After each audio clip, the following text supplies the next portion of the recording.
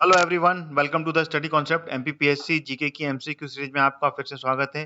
45वां video चल रहा है। ये लगातार ये सीरीज चल रही है जिसमें कि मैं इंपॉर्टेंट क्वेश्चंस एमपीपीएससी 2020 पर आधारित जो फर्स्ट पेपर होता है जिसमें कि 100 क्वेश्चंस आते हैं जीके के, वो सारे क्वेश्चंस मैं इसमें कवर करने की कोशिश कर रहा हूँ जो कि एग्जाम में पूछे जा सकते हैं और नए सिलेबस के अकॉर्डिंगली मैं ये पूरी की पूरी सीरीज मैंने बनाई है। तो इसका ये 45वां वीडियो है जिसमें कि सारे क्वेश्चंस इंपॉर्टेंट मैंने कवर किए हैं।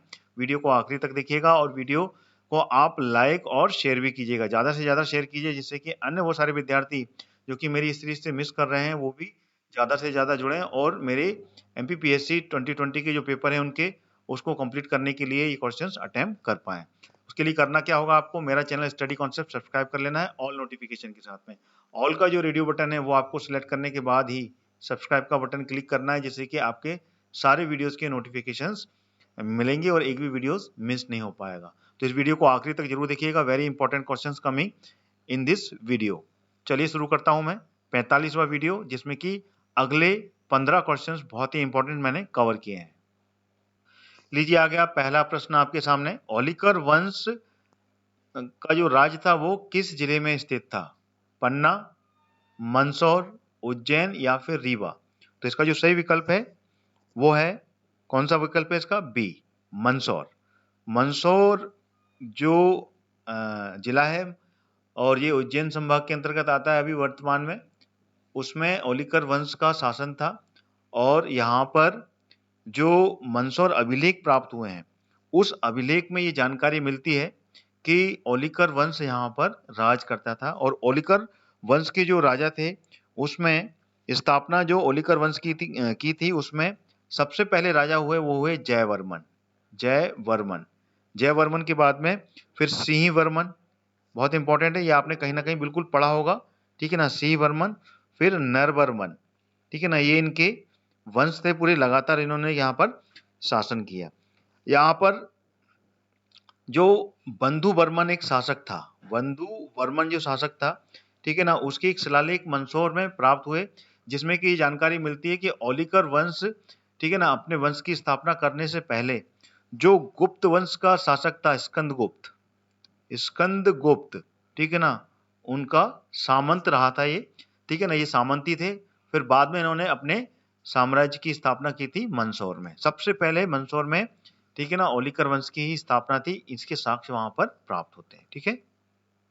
अगला प्रश्न आ गया, राजा भोज किस वंश के प्रसिद्ध शासक थे? परमार वंश, चालुक्य वंश, कलचुरी वंश या फिर नाग वंश? तो इसका सही विकल्प है परमार वंश। परमार वंश के ये बहुत ही प्रसिद्ध शासक रहे और बहुत ही ज्यादा ज्ञानी और विद्वान शासक थे ये। और परमार वंश की स्थापना कब हुई थी? ये हुई थी 8वीं शताब्दी में, ठीक है ना। 8 से लेके 14वीं शताब्दी तक इसका शासन था, ठीक है। 8वीं शताब्दी से लेके 14वीं शताब्दी तक, ठीक है ना, इसका शासन रहा था। सबसे पहले इन्होंने शासन शुरू किया था उज्जैन से। उज्जैन के बाद में इन्होंने अपनी राजधानी ये अपने धार ले गए थे, ठीक है ना। फिर धार को अपनी राजधानी बनाकर वहां से परमार वंश की राज्य को आगे बढ़ाया, ठीक है। और इसके सबसे प्रतापी राजा राजा भोज ही थे और इन्होंने ही राजा जो भोजपुर का जो भोज टेम्पल है, ठीक है ना, जहाँ पे कि सबसे बड़ा एशिया का सबसे बड़ा शिवलिंग की स्थापना, वर्ल्ड का बोल सकते हैं, सबसे बड़ी शिवलिंग की स्थापना की गई है यहाँ पर, वो राजा भोज के ही द्वारा की गई है, ठीक है। राजा भोज टेम्पल इसी के नाम से वो पॉपुलर है और वो जो जगह है वो भोजपुर है, ठीक है ना, उसको भोजपुर के नाम से भी जाना जाता है। बिल्कुल भोपाल के बिल्कुल करीब है ये जो भोजपुर है। और साथ ही साथ भोपाल, जो भोपाल शहर है, भोपाल नगर भी राजा भोज ने ही बसाया था और उन्हीं के नाम पर इसका नाम भोजपाल था। बाद में इसका नाम बदल के भोपाल रख दिया गया था, ठीक है। चलिए आगे बढ़ते हैं। अगला प्रश्न आ गया, तानसेन समारोह का आयोजन प्रतिवर्ष कहाँ किया जाता है? उज्जैन में, ग्वालियर में, सतना में या फिर भोपाल में? तो ये किया जाता है ग्वालियर में। ग्वालियर में इनकी यहाँ पर जो मकबरा है, ठीक है ना, ग्वालियर में मकबरा है ये। और ग्वालियर में एक जगह है हजीरा, ठीक है ना, हजीरा है, वहां पर मोहम्मद गौस, ठीक है ना, मोहम्मद गौस और तानसेन, इन दोनों का मकबरा बिल्कुल आजू बाजू में है, ठीक है। तो मोहम्मद गौस जो कि तानसेन की गुरु रहे हैं, उनका मकबरा है वहाँ पे, और बाजू में तानसेन का है। तो वहीं पे हर वर्ष 4 दिन का ये समारोह होता है जो यहाँ पर आयोजित किया जाता है। तानसेन जो कि अकबर के दरबार में नवरत्नों में से एक थे। ठीक है, क्लियर हो गया? चलिए आगे बढ़ते हैं। अगला प्रश्न आ गया, मध्य प्रदेश की जो वार्षिक औसत वर्षा है, एवरेज जो यहाँ पर रेन होती है वो कितनी होती है? 110 सेंटीमीटर, 116, 112 या फिर 120? तो इसका जो वी विकल्प है 112 सेंटीमीटर, ये बिल्कुल सही उत्तर है। 112 सेंटीमीटर वर्षा औसत होती है। और यहाँ पर जो मानसून आता है, अधिकतर जो वर्षा होती है वो दक्षिण पश्चिम मानसून से होती है। ठीक है, दक्षिण पश्चिम मानसून की बारिश यहाँ पर होती है, जो कि यहाँ पर मानसून लेकर आता है। ठीक है, और सर्वाधिक वर्षा मध्य प्रदेश में होती है पचमढ़ी में। ठीक है, ये आपको ध्यान रखना है, पचमढ़ी में यहाँ पे की 200 सेंटीमीटर बारिश रिकॉर्ड होती है। ठीक है, जो कि होशंगाबाद जिले के अंतर्गत आती है। ठीक है, चलिए आगे बढ़ते हैं। अगला प्रश्न आ गया, राज्य के दक्षिण बुंदेलखंड क्षेत्र में किस प्रकार की मिट्टी पाई जाती है? लाल मिट्टी, काली मिट्टी, लेटराइट मिट्टी या फिर जलोढ़ मिट्टी? तो इसका सही विकल्प है काली मिट्टी। ठीक है ना, काली मिट्टी पाई जाती है वो राज्य का जो दक्षिण बुंदेलखंड है वहां पर। ठीक है, और इसके अलावा मालवा का पठार जो है, मालवा का पठार, मालवा प्लेटू, वहां पर काली मिट्टी पाई जाती है। और मैकाल और सतपुड़ा श्रेणी का जो क्षेत्र है वहां पे भी काली मिट्टी पाई जाती है। ठीक है ना, काली मिट्टी सर्वोत्तम किस फसल के लिए होती है? मध्य प्रदेश में कपास। ठीक है ना, कपास के लिए सर्वोत्तम मिट्टी कहलाती है, कपास बहुत अच्छी होती है काली मिट्टी में। और इसके साथ साथ गेहूं, ठीक है ना, गेहूं के लिए भी ये सर्वोत्तम मिट्टी कहलाती है यहाँ पे, कि गेहूं अच्छे होते हैं। मध्य प्रदेश में अगर सबसे ज्यादा फसल किसी की होती है तो वो गेहूं की होती है। और पूरे राज्य में अगर देखा जाए, हर राज्य का आंकड़ा लिया जाए, तो सबसे अधिक पैदावार करने वाला राज्य है वो है सोयाबीन। ठीक है ना, सोयाबीन पैदा होती है यहाँ पे, सब राज्यों को अगर मिला लिया जाए तो सबसे अधिक पैदावार होती है सोयाबीन की। लेकिन राज्य में पैदावार के मामले में गेहूं ज्यादा होता है। ठीक है ना, गेहूं की पैदावार यहाँ पर ज्यादा होती है। ठीक है, चलिए आगे बढ़ते हैं। अगला प्रश्न आ गया, मध्य प्रदेश में जो शीत ऋतु होती है उसको स्थानीय भाषा में क्या कहा जाता है? मावट, सियाला, चौमासा या फिर इनमें से कोई नहीं? तो इसका जो सही विकल्प है वो है सियाला। ठीक है ना, स्थानीय भाषा में मध्य प्रदेश की जो भाषा है उसमें बोली में इसको सियाला बोला जाता है। ठीक है, सियाला मतलब कि शीत ऋतु जिसकी शुरुआत मध्य प्रदेश में नवंबर माह से चालू हो जाती है। ठीक है, नवंबर का जो महीना होता है तब से चालू हो जाती है। देन उसके बाद में बीच में जब दिसंबर और जनवरी का माह आता है तब हल्की सी बारिश होती है। तो बारिश के समय में भी थोड़ी सी बारिश के साथ में जब रुकती है तो फिर पड़ती है मावट। ठीक है ना, उसको मावट कहा जाता है। ठीक है ना, चौमासा किसको कहा जाता है? बारिश, बारिश की ऋतु का जो समय होता है उसको चौमासा कहा जाता है। ठीक है,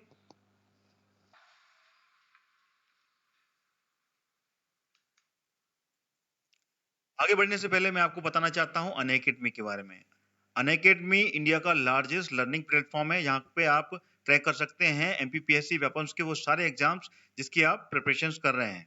अनअकैडमी के प्लस सब्सक्रिप्शंस वाले जो बैचेस होते हैं उनमें आपको मिलता है unlimited live and recorded courses का एक्सेस, जो कि आपको वहां पर पढ़ाते हैं इंडिया के बेस्ट एजुकेटर्स। तो जल्दी सब्सक्राइब करें अनअकैडमी के एमपीपीएससी एंड व्यापम्स के कोर्सेज को, और क्रैक करने के लिए तैयार हो जाइए। अनअकैडमी पे प्लस सब्सक्रिप्शन के साथ साथ फ्री प्लान भी हैं, उसके बेनिफिट भी आप जान लें। फ्री क्लासेस में आपको weekly 500 free live classes with live doubt clearing मिलेंगी। साथ ही साथ में फ्री लाइव क्विज जिसमें कि आपको 20,000 से ज्यादा क्वेश्चंस मिलने वाले हैं, और आप वीकली फ्री मॉक टेस्ट भी इसमें लगा सकते हैं। ठीक है, प्लस सब्सक्रिप्शन के लिए सिर्फ कुछ ही दिन शेष रह गए हैं जिसमें कि आपको 10% का डिस्काउंट मिलने वाला है। तो जल्दी कीजिए, मेरा कोड जो कि हरदयाल कुशवाहा है उसको यूज करते हुए आप प्लस सब्सक्रिप्शन का जो बैचेज हैं या फिर जो भी कोर्सेज हैं उस पर आप सब्सक्राइब कीजिए, और सीधे 10% का डिस्काउंट आपको मेरा कोड हरदयाल कुशवाहा यूज करते हुए आपको मिलेगा।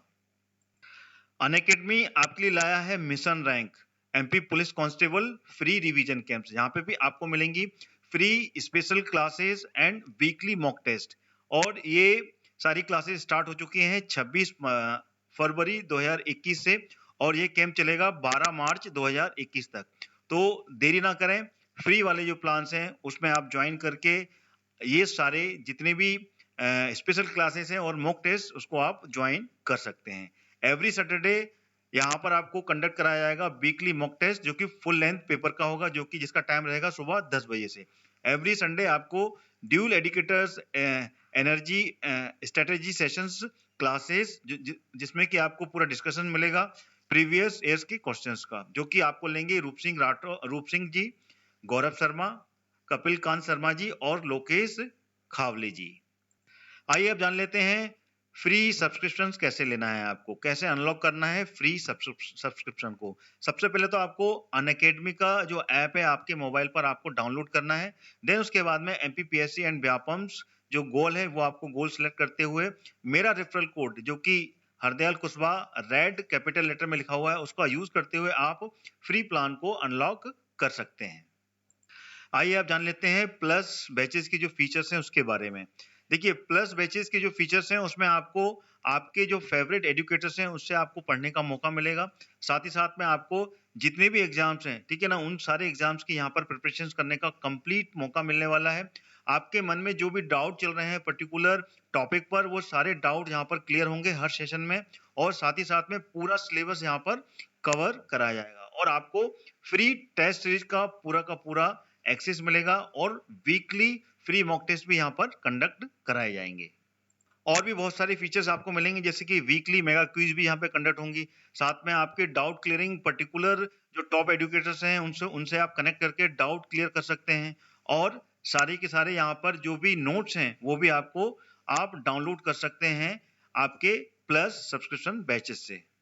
आइए जान लेते हैं फ्री वर्सेस प्लस में क्या डिफरेंस है। देखिए, फ्री में आपको लिमिटेड सिलेबस मिलेगा, वहीं आपको प्लस जो बैच होंगे उसमें आपको कंप्लीट सिलेबस मिलने वाला है।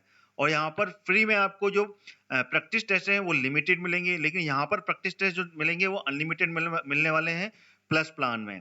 और फ्री में आपको जो पीडीएफ और नोट्स हैं वो लिमिटेड रहते हैं, और यहाँ पर जो प्लस बैचेस होते हैं वहां पर आपको अनलिमिटेड पीडीएफ और नोट्स एक्सेस करने का पूरा मौका मिलता है। वहीं पे फ्री प्लान में आपको जो डाउट क्लियरिंग सेशन होते हैं टॉप एजुकेटर्स के, वो लिमिटेड होते हैं, और यहाँ पर आपको टॉप एजुकेटर्स जो कि प्लस प्लान है रेगुलर आपके डाउट क्लियर करते हैं हर सेशन में। अनअकैडमी अब आपके लिए लाया है लक्ष्य एमपीपीएससी 2020, जिसमें कि आपको एमपीपीएससी के फाउंडेशन कोर्स और प्रीलिम्स व मेंस के आंसर राइटिंग की प्रैक्टिस कराई जाएगी, वो भी हिंदी में। अच्छा, ये बैच स्टार्ट हो चुका है 5 मार्च से, तो अभी भी देरी नहीं हुई है, इस बैच को भी आप ज्वाइन कर सकते हैं। और मेरा रेफरल कोड जो कि हरदयाल कुशवाहा कैपिटल लेटर में लिखा हुआ है, उसको यूज करते हुए आप 10% का कोर्सेज में प्लस कोर्सेज में डिस्काउंट पा सकते हैं। तो जल्दी कीजिए और अपने लक्ष्य की तैयारी पूरी कीजिए। आइए जान लेते हैं अनअकैडमी का प्लस सब्सक्रिप्शन कैसे लेना है। सबसे पहले आपको अनअकैडमी का ऐप डाउनलोड करना है, जो कि मैं आपको बता चुका हूं। उसके बाद में वहां पे आपको एमपीपीएससी व्यापम्स सिलेक्ट करने के बाद प्लस सब्सक्रिप्शन में जाना है, और वहां से जो गेट सब्सक्रिप्शन का बटन है प्लस वाला, वो क्लिक करना है, जिससे आपको प्लस का जो सब्सक्रिप्शन है वो मिल जाएगा, और इसमें भी आपको 10% का डिस्काउंट मिलेगा जैसे ही आप मेरा referral code Hardayal Kushwaha use करेंगे। जो भी कोर्स होगा उसमें आपको सीधे 10% का डिस्काउंट फीस में मिलने वाला है। तो जल्दी कीजिए, मौका हाथ से छूटने ना पाए, क्योंकि कुछ ही दिन शेष रह गए हैं जिसमें कि आपको 10% डिस्काउंट मिलेगा प्लस कोर्सेज में। और मेरा रेफरल कोड यूज कीजिए, और सारे कोर्स आपके monthly 3 month, 6 month, 12 month, 24 month, 36 month और 48 मंथ्स के हैं, जिसमें कि आपको सीधे 10% की डिस्काउंट के बाद में जो प्राइस सामने लिखा हुआ है वो आपको उस प्राइजेस में आपको ये कोर्सेज मिलने वाले हैं। तो जल्दी ही डाउनलोड कीजिए अनअकैडमी का ऐप और क्रैक करने के लिए तैयार हो जाइए एमपीपीएससी व्यापम के सारे एग्जाम्स के लिए। अगला प्रश्न आ गया 7वां, मध्य प्रदेश पशुधन और कुक्कुट विकास निगम की स्थापना कब की गई थी? 1979, 1982, 1981, 1982 या 1985? तो इसका जो सही विकल्प है वो कौन सा है? तो इसका सही विकल्प सी है, 1982 में इसकी स्थापना की गई थी। और इसका जो कार्यालय है वो कहाँ पर है? ये मध्य प्रदेश की राजधानी भोपाल में इसका मुख्यालय है, ठीक है ना, हेडक्वार्टर्स यहीं पर है। और इस कुक्कुट विकास पशुधन और कुक्कुट विकास निगम की स्थापना का उद्देश्य क्या था? और इसका जो उद्देश्य था वो था पशुधन और जितने भी कुक्कुट उत्पाद हैं, ठीक है ना, उसमें उनका संरक्षण करना, और साथ में उसकी जितनी भी ब्रीड है उसमें उसको विकसित करना, ये उसका मुख्य उद्देश्य रहा, जो कि क्या था इसका नाम? पशुधन कुक्कुट विकास निगम। ठीक है, चलिए आगे बढ़ते हैं। अगला प्रश्न आ गया, निम्न में से कौन सी मध्य प्रदेश की एक नकदी फसल है? बाजरा, मूंगफली, ज्वार या मक्का? तो इसका सही विकल्प है मूंगफली। मूंगफली जो फसल है वो मध्य प्रदेश की नकदी फसल है। इसके अलावा नकदी फसल और कौन कौन सी है मध्य प्रदेश की? एक तो है कपास, ठीक है ना, ये जरूर ध्यान रख लिएगा, और दूसरी क्या है? गन्ना। ठीक है ना, गन्ना भी कुछ क्षेत्रों में होता है। तो ये तीनों फसलें नकदी फसल कहलाती हैं, ध्यान रखिएगा। ठीक है, चलिए आगे बढ़ते हैं। अगला प्रश्न आ गया, बाणसागर जल विद्युत परियोजना मध्य प्रदेश के किस राज्य के साथ में एक संयुक्त परियोजना है? महाराष्ट्र, बिहार, उत्तर प्रदेश या फिर डी, बी और सी दोनों? तो इसका जो सही विकल्प है बी और सी दोनों को मिलाकर मध्य प्रदेश की ये संयुक्त परियोजना है, यानी कि बिहार और उत्तर प्रदेश और साथ में मध्य प्रदेश, इन तीनों राज्यों की ये संयुक्त परियोजना है। क्योंकि जो बाणसागर जल विद्युत परियोजना है ये किस नदी पर है? ये है सोन नदी पर। और सोन नदी का उद्गम कहाँ से हुआ है? सोन नदी का उद्गम मध्य प्रदेश के अनूपपुर जिले से हुआ है। ठीक है ना, और उसके बाद में ये अनूपपुर से होती हुई उत्तर प्रदेश जाती हुई फिर बिहार की तरफ में ये आगे बढ़ती है, और बिहार में ये गंगा की द्रोणी बन जाती है, यानी कि गंगा की ये सहायक नदी है ये। ठीक है ना, गंगा में जाकर ये मिल जाती है, और कहाँ मिलती है ये? गंगा में, बिहार में, मतलब गंगा में ये मिलती है, और बिहार में कहाँ मिलती है ये? बिहार की राजधानी पटना में जाकर ये मिल जाती है। इस कारण से ये जो बाणसागर परियोजना है ये तीनों राज्यों की संयुक्त परियोजना है। इसमें 2:1:1 का रेशो रहता है, यानी कि 2 भाग मध्य प्रदेश के पास में रहता है, इसका हिस्सेदारी है, 1 भाग जो है यूपी के पास में है, और 1 भाग बिहार के पास में इसकी हिस्सेदारी रहती है। ठीक है, और ये बाणसागर जल विद्युत परियोजना ये कहाँ पर है? ये शहडोल में है। ठीक है ना, शहडोल में जो सोन घाटी परियोजना के द्वारा ये बनाई गई है, और शहडोल में कहाँ पर है ये? देवलोद में। देवलोद में ये परियोजना बनाई गई है, जो कि सोन नदी पर है। ठीक है, और इस बाणसागर विद्युत परियोजना की शुरुआत किसने की थी, मतलब नींव किसने रखी थी? ये भी मैं बता देता हूँ। ये रखी थी 1978 में रखी थी, और उस समय के जो प्रधानमंत्री थे मोरारजी देसाई, उनके द्वारा ये नींव रखी गई थी, और 2006 में इसका उद्घाटन किया था अटल बिहारी वाजपेयी जी ने, पूर्व प्रधानमंत्री अटल बिहारी वाजपेयी के द्वारा इसका उद्घाटन किया गया था। ठीक है, चलिए आगे बढ़ते हैं। अगला प्रश्न आ गया 10वां, निम्न में से कौन सा मध्य प्रदेश का सबसे छोटा राष्ट्रीय उद्यान है? वन विहार, पन्ना राष्ट्रीय उद्यान, या फिर फॉसिल राष्ट्रीय उद्यान, या संजय राष्ट्रीय उद्यान? तो इसका सही विकल्प है फॉसिल राष्ट्रीय उद्यान। ये जो है ये सबसे छोटा राष्ट्रीय उद्यान है मध्य प्रदेश का, 0.27 स्क्वायर किलोमीटर में फैला हुआ है, और ये कहाँ पर है? यह है डिंडोरी में। ठीक है ना, डिंडोरी जो कि जबलपुर संभाग के अंतर्गत आता है। और इस उद्यान की स्थापना कब हो गई थी? 1968 में इसे एस्टेब्लिश किया गया था, बाद में इसको राष्ट्रीय उद्यान में कन्वर्ट किया था 1983 में। ठीक है ना, और यहाँ पर फॉसिल यानी कि जीवाश्म जो पृथ्वी के अंदर में दब गए थे वो जीवाश्म यहाँ पर प्राप्त हुए हैं। ठीक है ना, तो इसमें वृक्षों के जो पेड़ पौधे हैं उनके जीवाश्म, और जो जीव थे उस समय के जो कि नीचे धरती के नीचे दब गए उनके जीवाश्म यहाँ पर प्राप्त हुए हैं।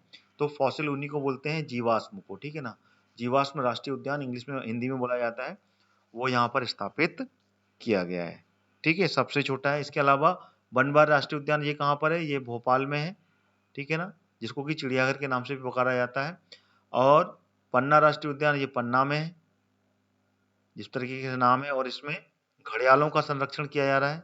घड़ियालों का संरक्षण होता है यहाँ पर। इसके अलावा 2 और जगह यहाँ पे घड़ियालों का संरक्षण किया जाता है। कहाँ पर? एक तो चंबल राष्ट्रीय उद्यान में, और एक सोन घाटी, ठीक है ना, सोन नदी में, वहां पर किया जाता है। संजय राष्ट्रीय उद्यान ये कहाँ पर है? ये है सीधी में। ठीक है ना, जिसको कि डुबरी राष्ट्रीय उद्यान के नाम से भी जानते हैं। ठीक है, चलिए आगे बढ़ते हैं। अगला प्रश्न आ गया 11वां, मध्य प्रदेश में ऋतु वेधशाला किस स्थान पर स्थित है? उज्जैन, भोपाल, इंदौर या फिर जबलपुर? तो इसका सही विकल्प है इंदौर। मध्य प्रदेश की आर्थिक राजधानी, मध्य प्रदेश की खेल राजधानी इंदौर में है ऋतु वेधशाला। ठीक है, अगला प्रश्न आ गया, मध्य प्रदेश का कुल अक्षांशीय विस्तार कितना है? ठीक है ना, दो विस्तार होते हैं, एक अक्षांशीय और एक देशांतरीय विस्तार। तो इसमें पूछा गया है अक्षांशीय विस्तार कितना है? 21/6, 26/30, 23/8, 26/30, 24/6, 27/31 या फिर उपरोक्त में से कोई नहीं। तो इसको सीधे याद करना है 21/6, 26/30 के नाम से याद कर लेना। ठीक है ना, रट जाएगा आपको। ऐसे यही ट्रिक है इसको याद करने की। ये इसका अक्षांशीय विस्तार है मध्य प्रदेश का। अगर इसको परसेंटेज में देखा जाए पूरे भारत का परसेंटेज में ये कितनी जगह में फैला हुआ है मध्य प्रदेश क्षेत्रफल की दृष्टि से, तो पूरे भारत का 9.38% एरिया जो है वो मध्य प्रदेश के क्षेत्रफल में आता है। ठीक है ना, जो कि राजस्थान के बाद में, ठीक है ना, सबसे बड़ा अगर क्षेत्रफल की दृष्टि से देखा जाए तो राजस्थान है। ठीक है ना, राजस्थान है जो कि पहले नंबर पे है, और दूसरे नंबर पे जो आता है वो आता है अपना मध्य प्रदेश। ठीक है ना, और इसका क्षेत्रफल फिगर में देखा जाए तो वो है 308252 स्क्वायर किलोमीटर। ठीक है, क्लियर हो गया? चलिए आगे बढ़ते हैं। अगला प्रश्न आ गया, राष्ट्रमंडल खेलों का आयोजन सर्वप्रथम कब किया गया था? 26 में, 30 में, 38 में या फिर 34 में? तो इसका जो सही विकल्प क्या है? तो इसका सही विकल्प है 1930 में इसका आयोजन सबसे पहले शुरू किया गया था, और ये हुआ था कनाडा में। कनाडा में किया था, कनाडा के हैमिल्टन में। ठीक है ना, नाम जरूर याद रखिएगा क्योंकि यही सब चीजें हैं जो कि एग्जाम में पूछी जाती है। कहाँ पर किया गया था, कब किया गया था, किस देश से शुरू हुआ था, तो ये इंपॉर्टेंट है ये। तो 1930 में हुआ था, कनाडा के हैमिल्टन से इसकी शुरुआत हुई थी। और भारत ने इस खेल में, राष्ट्रीय मंडल खेलों में सबसे पहले हिस्सा लिया था 1934 में, जब भारत ब्रिटिश के अधीन था। तब ये पार्टिसिपेशन करने गया था कनाडा के हैमिल्टन में। ठीक है, चलिए आगे बढ़ते हैं। अगला प्रश्न आ गया, मध्य प्रदेश विधानसभा के वर्तमान में प्रतिपक्ष के नेता कौन है? करंट अफेयर्स का है। देखिए इनमें से तो कोई भी नहीं है, ये ऑप्शन ही गलत है। अभी जो प्रतिपक्ष के नेता है वो कौन है? वो है कमलनाथ जी, क्योंकि अभी जो गवर्नमेंट है वो किसकी है? भाजपा की है, बीजेपी की है। और कमलनाथ जी किसके हैं? कांग्रेस के।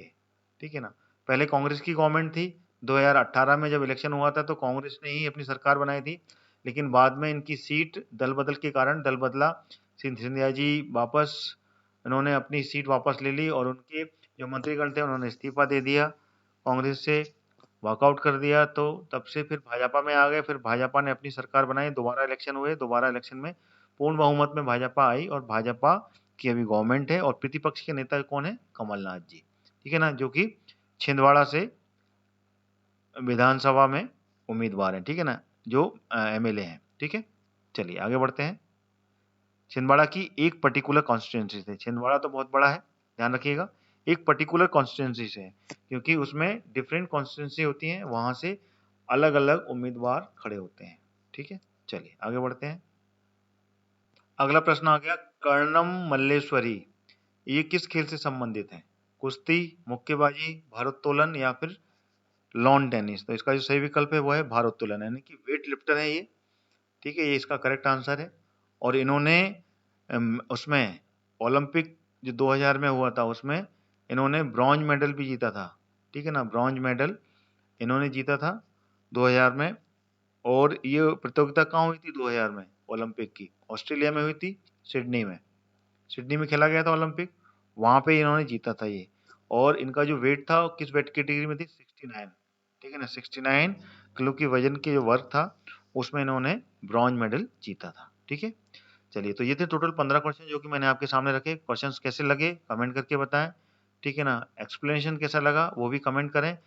ठीक है, साथ में वीडियो को लाइक करते हुए जाएं, लाइक बटन प्रेस करें और वीडियो को ज़्यादा से ज़्यादा शेयर करें, जिससे कि अन्य सारे विद्यार्थी भी इस मेरी सीरीज से जुड़ सकें। आपको भी मेरा चैनल सब्सक्राइब कर लेना है, ऑल नोटिफिकेशन के साथ में ऑल का जो रेडियो बटन है सिलेक्ट करने के बाद में ही सब्सक्राइब का बटन क्लिक करना है, जिससे कि आपको सारे वीडियोज़ के नोटिफिकेशन मिलेंगे।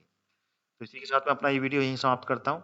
इस वीडियो के माध्यम से आपको कहना चाहता हूँ कि मध्य प्रदेश एमपीजीके का स्पेशल क्लास अनअकैडमी के प्लेटफॉर्म पर मैं ले रहा हूँ, जो कि रोज सुबह 11 बजे और शाम को 6 बजे चलती है, जिसमें कि सुबह की क्लास में एमपी जीके की एमसीक्यू सीरीज चलती हैं, जिसमें कि एमसीक्यू के माध्यम से मैं मध्य प्रदेश के वो सारे टॉपिक पर जीके लेके आता हूँ और शाम को एमपी जीके की थ्योरी कम एमसीक्यू चलता है, तो उसमें सबसे पहले थ्योरी लेता हूँ मैं।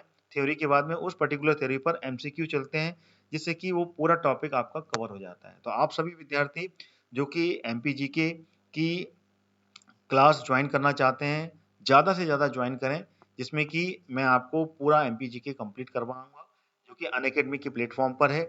आपको अनअकैडमी का ऐप डाउनलोड करना है और उसमें मेरा रेफरल कोड हरदयाल कुशवाहा, ठीक है ना, उसको डालते हुए फ्री क्लासेस जो स्पेशल क्लासेस हैं उसको अनलॉक करना है। Then you are eligible to watch that free classes और उस फ्री स्पेशल क्लास में आप ज्वाइन कर सकते हैं।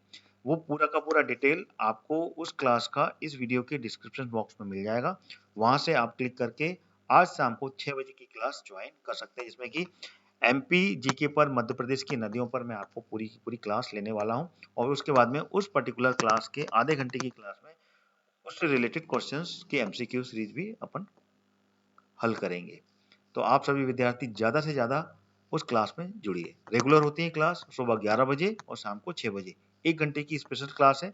आप सभी ज़्यादा से ज़्यादा उस क्लास से जुड़ के एमपीजीके को कवर कर सकते हैं। तो जय हिंद दोस्तों, जय हिंद, जय भारत।